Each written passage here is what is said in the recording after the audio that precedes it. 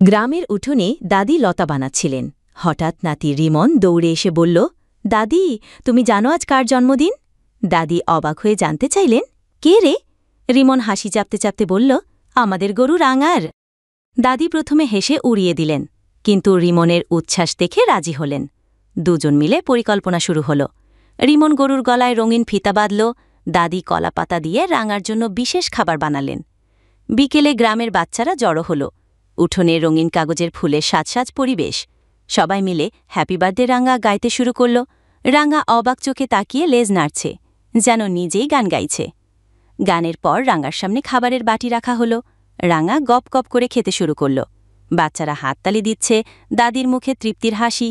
রিমন বলল, দাদি, পরের বছর রাঙার জন্য আরও বড় আয়োজন করব।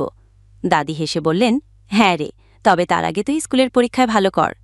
এভাবেই রাঙার জন্মদিন হয়ে গেল গ্রামের সবার প্রিয় উৎসব, আর রিমনের শৈশবের সবচেয়ে সুন্দর স্মৃতি হয়ে রইল।